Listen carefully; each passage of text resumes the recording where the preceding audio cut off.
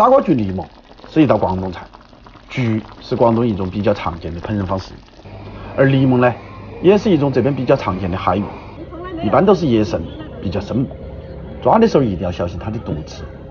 现在准备辅料：生姜少许，切成薄片后备用；大蒜准备少许，用刀压破。再准备点红葱头，改小后备用。香芹一把，切成长段；香葱少许，切成小段后备用。来一块嫩豆腐，用刀切成厚片。起锅烧热，下油，滑锅，把豆腐放入锅中，煎至两面金黄。要想把豆腐煎好，其实很简单，热锅嫩油，中小火煎，以防止把豆腐煎黑了。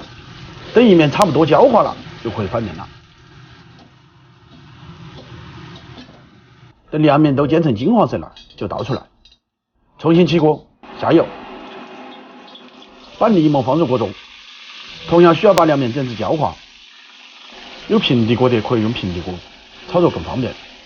对煎鱼技术没得信心的，可以在锅底撒上少许的盐，使其不会粘锅。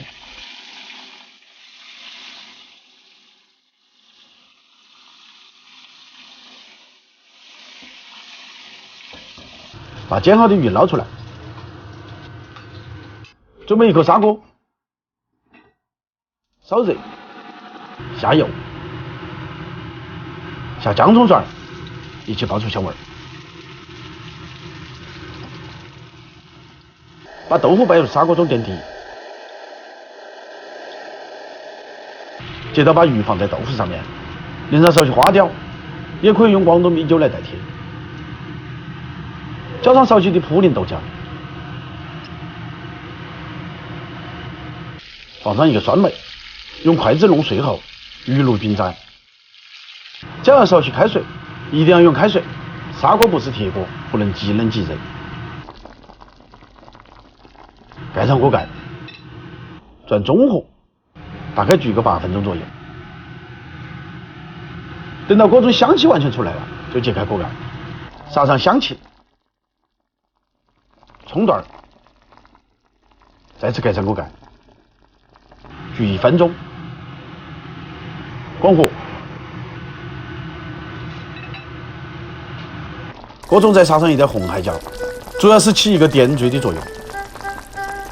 广东人对于美食的追求，往往看重的是食材的本味，而烹饪只为衬托出食物的本源味道。砂锅焗柠檬就是如此，简单的配料，简单的烹饪，成就的却是鲜香嫩滑。